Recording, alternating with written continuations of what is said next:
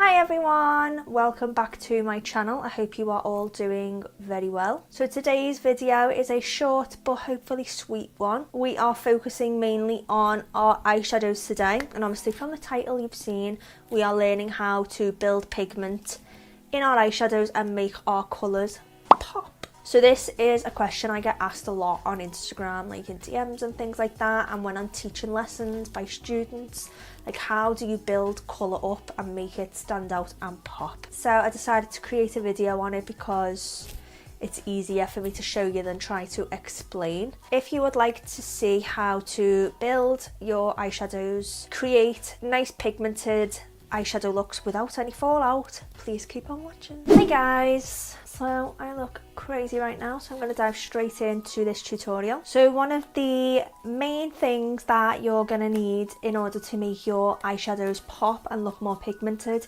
is an eyeshadow base. So I don't know if you can see on camera the discoloration in my eyelids. So I've got really prominent veins in my lids. A eyeshadow base allows that just to become a complete blank canvas. So if you've got like dark spots or anything like that, any discoloration in your lid is completely gone, and it's just a flat blank base canvas for our eyeshadows to stick to. Today I'm going to go in with the P. Louise eyeshadow base, and this is in the shade number 2, Rumour, and I'm just going to grab that on my flat concealer brush and start getting that all over my eyelid.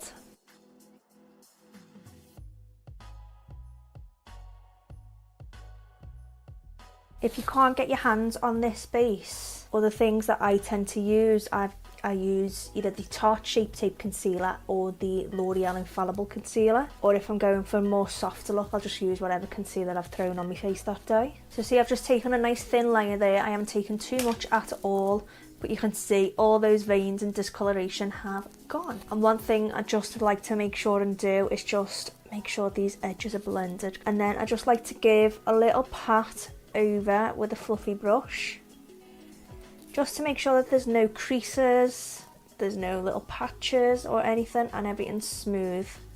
You need to leave it wet, so this allows the eyeshadows to really stick to that wet base, really pop their pigments, show their true colour, allows the colour to really deepen and show up on the eye. So for my eyeshadows today, I'm going to go in with the Be Perfect Cosmetics and Stacey Marie Carnival XL Pro palette.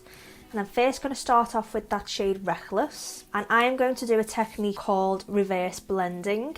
So I don't know if you've heard of this before or you know what it is, but basically I'm going to go with my darkest colour first and work my way to the lightest. You want your darkest colours to be the most prominent and you want them to pop the most. So I'm going to start with my darkest colours so that they stick to the base the most, and that really allows me to build up the pigment with that darker shade rather than trying to build it on top the other shades. So if I started with my yellows first, I would take up a lot of that stickiness with that yellow, which is pointless because I don't want that to be the brightest. I want the darker shade to be our most prominent. Taking a Morphe M507, I'm just going to dip into Reckless, and I'm going to start packing that onto my crease. So the way you apply your eyeshadow is really important too. So you don't want to go in and start wishy-washing all over. Number one, that could absolutely ruin your base, and number two, you're not going to get any colour payoff from that at all. So you want your colours to be strong, and what I'm going to do is I'm going to put it on the eye, wiggle it and then take it off, and move it, press it and wiggle it and take it off, and go back for more. Press, wiggle, take it off. And my aim is to build up that colour right round that socket so it's completely and 100% opaque, so you cannot see through that colour at all. You don't want to see any lighter shades, you don't want to see any patchiness. You literally want that to be the same level of pigmentation the whole way around the eye.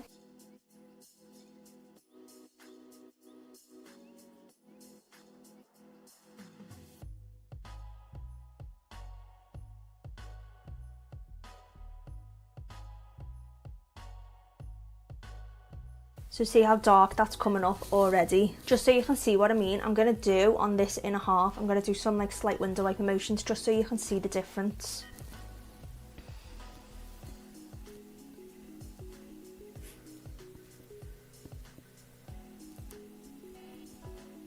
So if you look, so I'm going to look dead into the camera, this half is pressed and wiggled, so I've taken time to build up the pigment, packed it on and slightly dispersed it.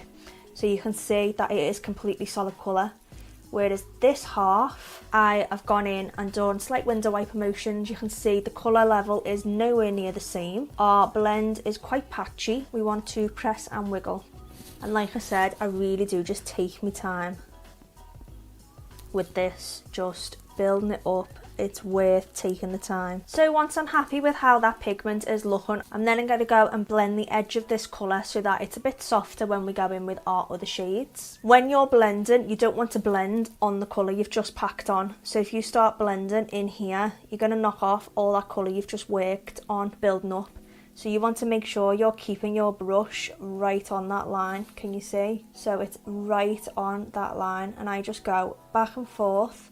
So this is where the window wiper motions come in handy. So I just make sure to go back and forth, and I'm going really, really lightly back and forth along that line just to slightly soften it out before we go in with our orange.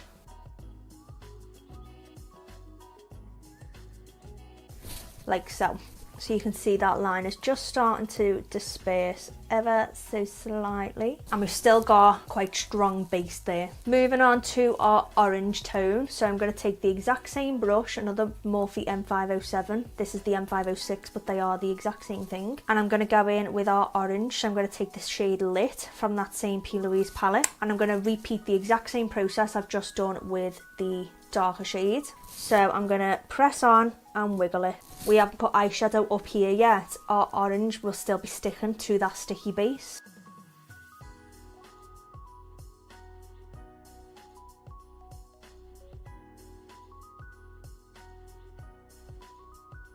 Just really building up that colour, and I'm only going in with small amounts of eyeshadow. I'm doing like one dot in the pan at a time, so you want to be going in little and often rather than all at once, and then you're stuck with all this pigment that you can't get rid of and can't blend. With these techniques as well, you really don't need to be like digging in the pan. I literally do a dab in, and that is it. Before I learned this technique, I look at some of my old eyeshadow palettes and they're just powder everywhere, because I used to be like that in the pan to try and get as much on as possible. And that's why I'm also brave enough to do these with my face makeup already on now, because I know I'm not going to get fallout, because you're not going in with enough to generate fallout.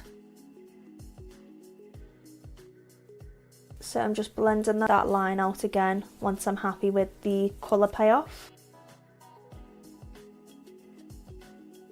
Now for our lightest shade, I'm going to go in with the yellow from the palette, and that is the shade Keen. And this time I'm going to switch to a slightly fluffier brush, so I'm going to take the Molly O'Brien Char Char brush, because like I said, we don't need our yellow to be our strongest colour, we just want that to sort of soften the edges of our orange. So the way I apply this shadow is going to be different as well, so I'm not going to be pressing and wiggling this time. I'm going to buff this onto my eye, and like I said, because we've not put any eyeshadow up here yet, we've still got the stickiness of the base for that yellow to stick to. So just going back to reverse blending. So if we'd gone in with this yellow first, we would have been very liberal with it and just popping it everywhere, and no doubt we would have got some fallout and you wouldn't be able to see your shade properly, so you wouldn't know exactly where you want to put it. But no doubt we would have got some that will drop down, so that would have taken away stickiness from our orange. So when we put our orange on, the same thing would have happened, and that would have taken away stickiness from our purple. Reversing it just helps keep that stickiness of the base for our colours. Sound like I know what I'm talking about, don't I? So see how much time I'm spending in this one spot, just really building up the colour. So I'm kind of just doing like a press, like a sort of press and buff moment now rather than press and wiggle. So I'm sticking to the one spot until I'm happy that I've built it up enough to then move on to the next spot.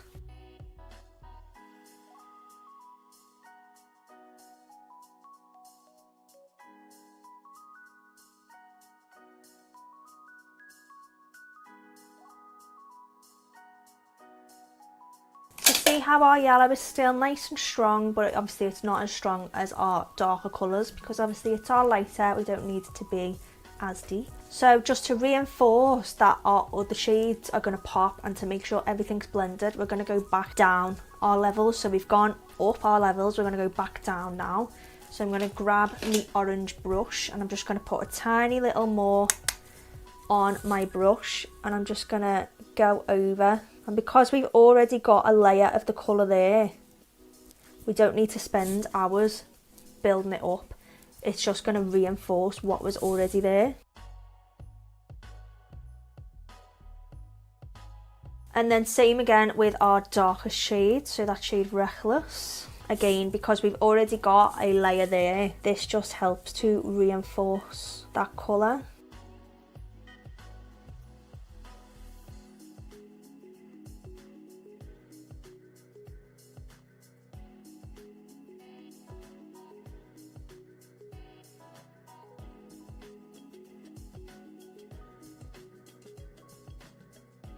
So that is it in terms of packing on shadow and blending and things like that, but you can see already how prominent our colours are and how much they stand out and pop on the eye. So I'm going to go ahead and finish the rest of the eye. So to cut the crease, I'm going to use the P. Louise Basic Pastel Eyeshadow Base, and this is in the shade Vivid Violet.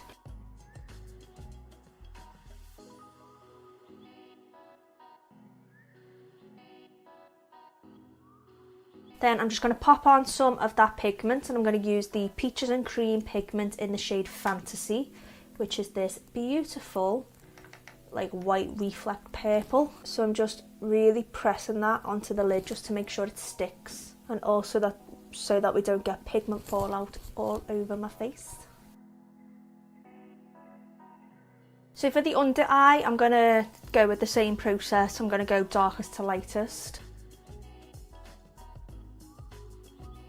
God, I have started noticing extra fine lines and wrinkles on this area.